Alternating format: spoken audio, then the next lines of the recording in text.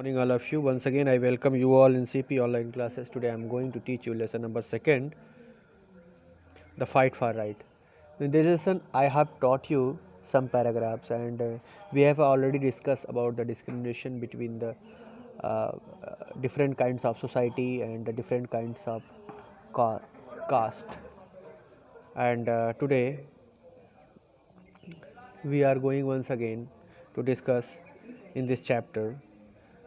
For example, from here you have to watch today. For example, African American could go to school but not to the same ones the whites. African American तो school जा सकते थे लेकिन वहाँ नहीं जहाँ पर African American जो थे मतलब जो ब्लैक पीपल थे वो स्कूल तो जा सकते थे but not the same once at the white, लेकिन वहाँ पर वो नहीं बैठ सकते थे जहाँ पर गोरे बैठते थे. There were separate school for the African American. African American के लिए अलग से स्कूल था, सेपरेट स्कूल था. And their provisions were not good. और उनकी जो वहाँ का स्थिति था, उनका जो बिल्डिंग्स था वो अच्छा नहीं था. They read from hand me down. they read होगा, यहाँ पर read नहीं होगा, read होगा. hand me down का मतलब होता है passed on from one person to another after being used. वे किसी भी चीज़ से मतलब अगर कोई पढ़ के कोई छोड़ देता था या पुरानी किताबें होती थी उनसे उनका यूज करते थे. हैंड मी डाउन मतलब पढ़ के सेकेंड हैंड बुक जिसको हम कह सकते हैं. They read from hand me down books. Had bad furniture था उनका and no properly trained teacher. वहाँ पर ट्रेंड टीचर भी नहीं थे. Most restaurant did not even allowed African American to eat in the same place where as the white. बहुत सारे African American को बहुत सारे नहीं, सारे अफ्रीकन अमेरिकन को बहुत सारे ऐसे रेस्टोरेंट थे जहाँ पर जो अफ्रीकन अमेरिकन थे उनको उस रेस्टोरेंट में जाना खाना पीना मना था क्योंकि वो वाइट्स के लिए सिर्फ अलाउ था, मतलब गोरे लोगों के लिए. They had separate movie theatre, game rooms etcetera. उनका जो सेपरेट मूवी थिएटर था, गेम्स रूम था, जो भी है सब अलग चीज.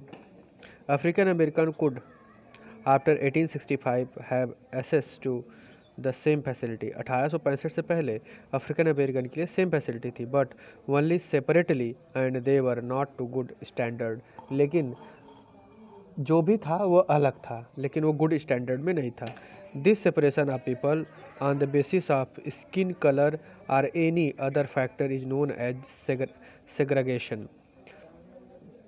यही स्किन कलर के बेसिस पर या किसी और अदर फैक्टर पर या पीपल के अंदर डिस्क्रिमिनेशन करना ही सेग्रेगेशन मतलब अलगाव कहलाता है. Completely shocked Shaina asked but this is not the case now. लेकिन अब तो ऐसा नहीं होता है. जो शाइना थी पूरी तरीके से शॉक्ड हो गई और कहती है अब तो ऐसा नहीं होता है. सो व्हाट चेंज्ड, अब क्या बदला.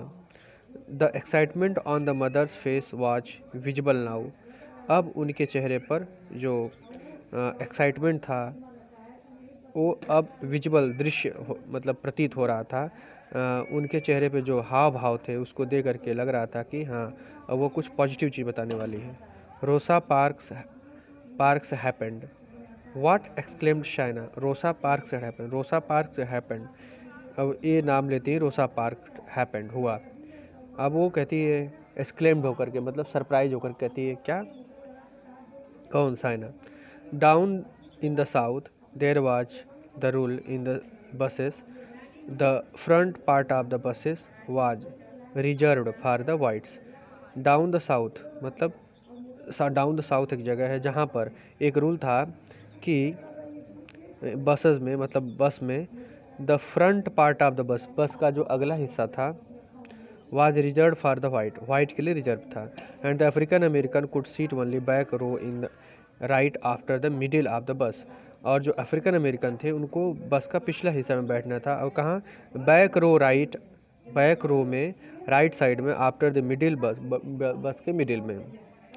If the front seats were full, यदि फ्रंट की सीटें फुल हो गई हों, then the bus driver could ask African American to give their seats to the white passengers. आगे देखना है यहाँ पर कि if the front seats were full, यदि फ्रंट सीट फुल हो गया हो, then the bus driver could ask African American to give their seats, तो अफ्रीकन अमेरिकन को अपनी सीट देनी पड़ती थी टू द वाइट पैसेंजर को। And if anyone refuse, अगर कोई मना करता था, देवर बी पनिश्ड, उनको पनिश किया जाता था for breaking the Jim Crow law, Jim Crow law के अनुसार उनको पीटा जाता था, मारा जाता था, पनिश किया जाता था।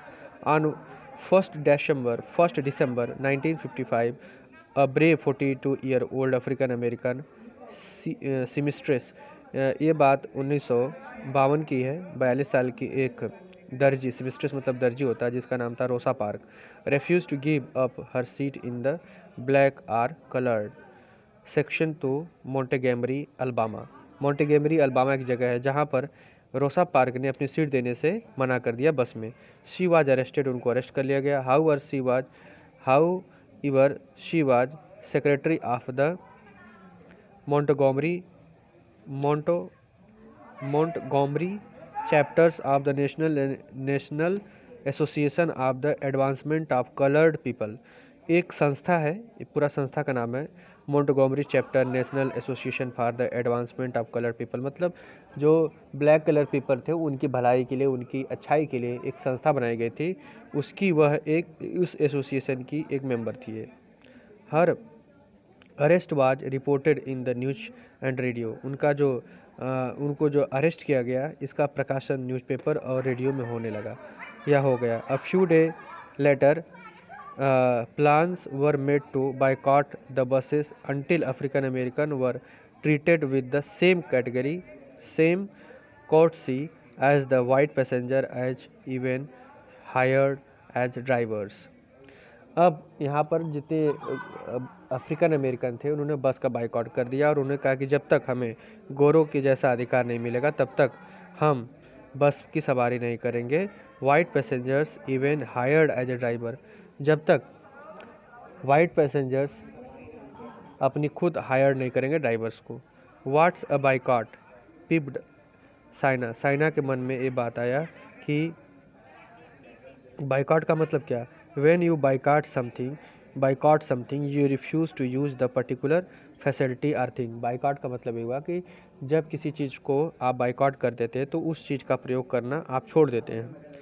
Here the African American refuse to use the buses, यहाँ पर अफ्रीकन अमेरिकन ने बस का यूज करने से मना कर दिया।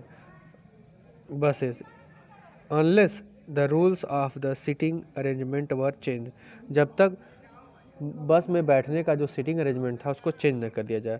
सो वर दे चेंज्ड, सो वर दे, क्या वे, इसके बाद वो पूछती क्या उन्होंने ऐसा किया।